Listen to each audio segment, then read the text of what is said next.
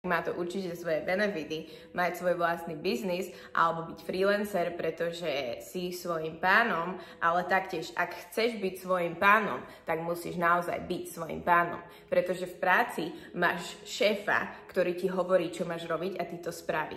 Ale keď vojdeš do biznisu a ty nebudeš sám sebe ten šéf, ktorý si má hovoriť, čo spraví, tak si stratený. Buď budeš lídovať sám seba, alebo budeš lídovaný niekým iným. Na to, aby si dosiahol to šťastie v biznise, celkovo v živote, ide naozaj o to dať aj svojmu telu a prepojiť sa aj so svojím duchom. Nie je to všetko len o tej mysli. Ahojte a vítajte v prvej epizóde High Vibe podcastu. Pre tých, ktorí ste noví na tomto kanáli, moje meno je Alica. Zaoberáme sa tu hlavne sebarozvojom, manifestáciou a taktiež priťahovaním si hojnosti do života. Ak je toto niečo, čo ťa zaujíma, určite daj odoberať tento kanál, aby sa k tebe vždy dostali tie najnovšie informácie. Môžeme ísť na dnešnú tému, ktorou je telo, mysel, duch. Čo to je? Prečo to teraz zrazu všade počuješ? Čo ti tým chcú ľudia povedať? A ako to hlavne môžeš využiť pre svoj benefit? Telo, mysel, duch sú tvoje tri najzákladnejšie časti tvojho bytia. A ak chceš dosiahnuť hojnosť v živote, potrebuješ vyživovať všetky tri tieto časti. Hojnosť neznamená iba peniaze a materiálne veci, je to súčasťou nej, ale poznám viacerých ľudí, ktorí majú fakt, že veľa peňazí, ale stále nie sú happy, stále nie sú šťastní. Pýtali sa mňa, čím to je, že mám všetko, ale stále nie som naplnený vo vnútri. No je to tým, že vyživuješ iba jednu časť tvojho bytia, čo je mysel, si v egu. A jednoducho iba sa naháňaš za tými peniazmi. Ale či pracuješ, alebo máš svoj biznis. Ja som si kedysi, keď som pracovala, myslela, že jaké to je úžasné mať svoj biznis, že výjsť z práce a ísť do biznisu znamená to, že ťa to vyslobodí zo systému. Ale reálne, ty pokiaľ naozaj sa neudržíš v tej harmonii a ideš do toho biznisu s veľmi vedomým prístupom, ty sa dostaneš iba do ďalšieho rat raceu. Ty vyjdeš z jedného kolečka do druhého. Ale stále naháňaš peniaze, pokiaľ si stále iba v tej mysli. Áno, možno niektorí z vás to teraz zachytí, čo som povedala, ale veľmi dobre vieš, o čom rozprávam. Jedna vec je, že je to určite lepšie, má to určite svoje benefity, mať svoj vlastný biznis alebo byť freelancer, pretože si svojím pánom, ale taktiež, ak chceš byť svojím pánom, tak musíš naozaj byť svojím pánom. Pretože v práci máš šéfa, ktorý ti hovorí, čo máš robiť a ty to spraví. Ale keď vojdeš do biznisu a ty nebudeš sám sebe ten šéf, ktorý si má hovoriť, čo spraví, tak si stratený. Buď budeš lídovať sám seba, alebo budeš lídovaný niekým iným. Na to, aby si dosiahol to šťastie v biznise, celkovo v živote, ide naozaj o to dať aj svojmu telu a prepojiť sa aj so svojím duchom. Nie je to všetko len o tej mysli. Harmónia medzi tvojim srdcom a myslou je kľúč, ktorý ťa dostane do stredu, kde máš všetko vybalancované. Existuje extrémne veľa programov, ktoré sú nám dané už od malička. Jeden z nich je určite aj taký, že keď máš dobrý čas, tak zrazu začneš očakávať, že už je dlhšie dobré, a už neviem, akože cítim, že niečo prichádza. Alebo zasa, vieš, keď máš depky a keď máš náhodno obdobie, tak potom vieš, že OK, po tomto období zasa vyjde slnko a bude dobre. Z jednej stránky je to fajn, ja tomu hovorím retracement, ak sa vyznáš trochu do marketu, do krypta alebo do tradovania, tak vyslovene tak, ako sa rebalancuje Bitcoin alebo hociaká currency, tak vlastne tak sa rebalancuješ aj ty vo svojom živote. Ale nezabúdaj na to, že ideš stále hore, len niekedy potrebuješ ten setback na to, aby si mohla vystreliť ešte ďalej.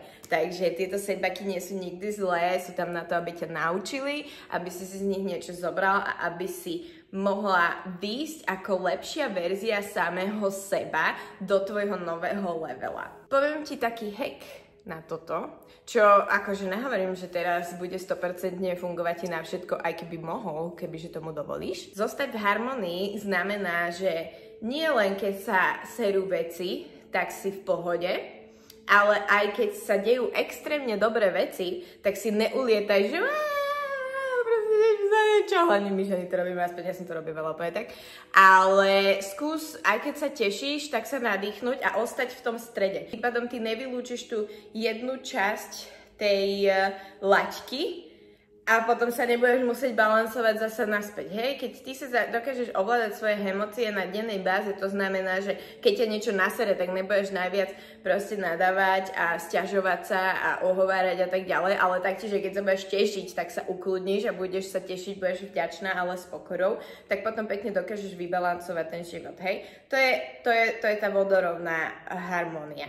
Ale teraz sa dostaneme ešte do tej harmónie, ktorá sa z toho všetkého skladá. Čo znamená, ideálne je každý deň vyživiť každú časť tvojho bytia. Či už to spravíš vyslovene ráno v tvojej rannej rutine, alebo si to rozložíš na celý deň, alebo to spravíš na večernej rutine, to už je na tebe, podľa tvojho času, podľa toho, koľko máš priestoru. Každopádne odporúčam ti to robiť. Daj si challenge, choď prvých 7 dní, uvidíš, jak ti to pôjde.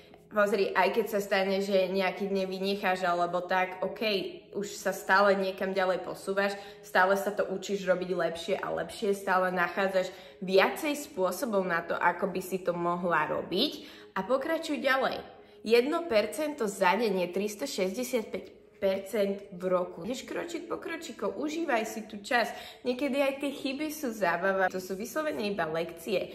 Vesmír ti dá vždy ďalšiu príležitosť na to, aby si to vyskúšala znova a aby si tentokrát zareagovala tým správnym spôsobom. A teraz ti dám vyslovene tipy na to, ako vyživovať tieto 3 tvoje časti. Čo sa týka tela, je to určite pohyb, či už prechádzka, ranný stretching, ranná yoga, záleží na tom, v akom leveli si a aký typ človeka si, ale už fakt, aj keby, že mi povieš, že na to nemáš čas, v prvom rade na všetko máš čas, keď si ho spravíš a na toto fakt potrebuješ 10 minút ráno, ale OK, dajme tomu, že máš najviac výhovoriek na svete na to mi povedať, že nemáš čas, tak ja ti poviem, že OK, že tak keď sa zobudíš a posadíš sa na posteli, tak si pokrútiš hlavou, pokrútiš si zápestím, áno, postavíš sa, ponaťahuješ sa, pokrútiš si nohami a ideš. Gratulujem ti. Práve si venoval prvé 3 minúty z tvojho dňa tebe. To najlepšie, čo môžeš spraviť. Ani nehovorím o tom, že prosím, nepozerajme sa na telefón aspoň prvých 30 minút,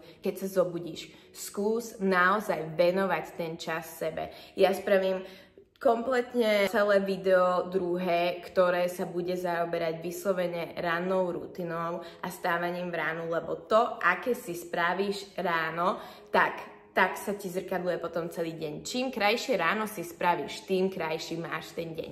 Čím viac dáš energie sebe ráno, tým viac máš kontrolu nad celým dňom, alebo aspoň minimálne nad sebou a nad tvojimi reakciami a nad tvojimi výbermi, ako budeš reagovať alebo čo budeš robiť. Taktiež do popisu pridám video od Shaolinov, ktoré som si veľmi obľúbila a je to tiež ranná rozcvička, ktorá vyslovene sa zaoberá tým, že si prejdeš všetkými klbami, ktoré máš, potočíš ich a rozprúdi ti to krásne krv po celom tele. Takže to je jedna časť, ako vyživovať svoje telo, jeden tip. Potom ďalší tip je určite nejaký tvoj koníček, alebo šport, alebo tanec. Keď aj rada tancuješ, ale proste nechceš nikam chodiť na tancovanie, alebo sa ti to nehodí z nejakého dôvodu, tak proste si pusti hudbu doma a aspoň pokrúť bokami. My ženy potrebujeme veľa krútiť bokami, pretože tam sa nám udržuje naša ženská energia a sexuálna energia a prináša nám to a priťahuje nám to najviac do života.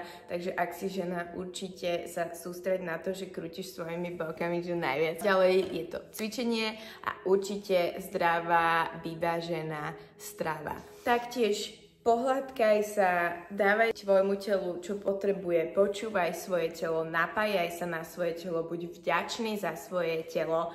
Aj keď sú tam nejaké veci, s ktorými možno nie si spokojný, tak ich príjmi, daj si lásku a ak môžeš, tak na nich pracuj. Posunieme sa ďalej na myseľ, ako môžeš rozvíjať svoju myseľ denne, môžeš sa naučiť niečo nové, môžeš si dať challenge 5 až 10 stránok knihy denne, alebo taktiež ja do myslí zapájam biznis, aj keď pre mňa biznis je aj veľmi duchovná vec. Ale čo sa týka väčšiny populácie a hlavnej stránky biznisu, tak to môžeme poňať v tejto téme telo, mysel, duch, takže tie peniaze zaradíme tam.